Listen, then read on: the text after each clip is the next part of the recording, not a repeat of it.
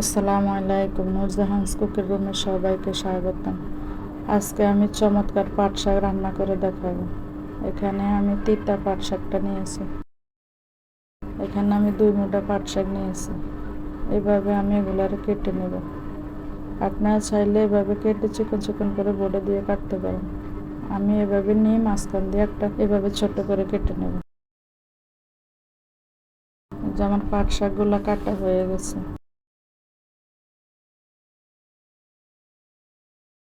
এখন আমি একটা হাঁড়িতে প্রায় 1.5 কাপ মসুর ডাল নেব, নিয়ে এগুলোরে ভালো করে ধুয়ে নিয়েছি। এখন আমি চুলাতে বসাই দিয়েছি।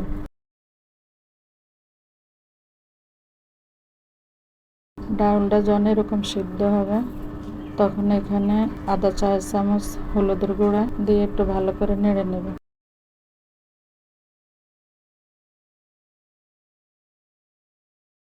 আমার একটু হলুদটা কম লাগছে, আমি একটু দিয়ে দিছি।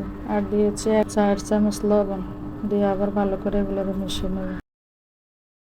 আমি ঝালের জন্য এখানে বোম্বাই মরিচ দিয়েছি। পাট শাকটা চেষ্টা করুন বোম্বাই মরিচ দিয়ে রান্না করতে। বোম্বাই মরিচ দিয়ে রান্না করলে পাট শাকটা খেতে খুব ভালো লাগে। আর এই গরমে একবার এভাবে রান্না করে খেয়ে দেখবেন, দারুণ মজা লাগবে। পাট শাকটা এমনি শরীরের জন্য অনেক উপকার। আমি হলুদ মরিচ দিয়ে আবার একটু 5 মিনিট জাল দিয়ে এখন আমি পাট শাকগুলো দিয়ে দিয়েছি। দিয়ে এগুলোরে ভালো করে মিশিয়ে নেব।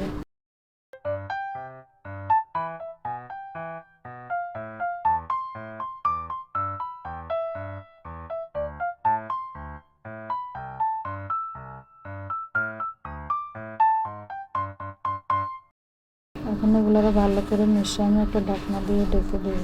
ঢাকনা দিয়ে ঢেকে আমি 2-3 মিনিট এখন আবার একটু নেড়ে ছেড়ে দেবো। পাট শাক বেশিক্ষণ ঢাকনা দিয়ে রাখবেন না, তাহলে কালার নষ্ট হয়ে যায়।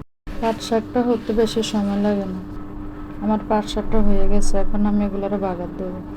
একটা হাঁড়িতে আমি পরিমাণ মতো তেল দিয়েছি, আর একটা শুকনো মরিচ ছোটো ছোটো করে কেটে দিয়েছি।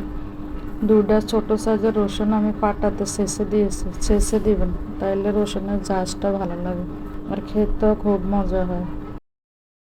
এগুলোর আমি বাদামি করে ভেজে নিয়েছি, এখন শাকটা ঢেলে দিই।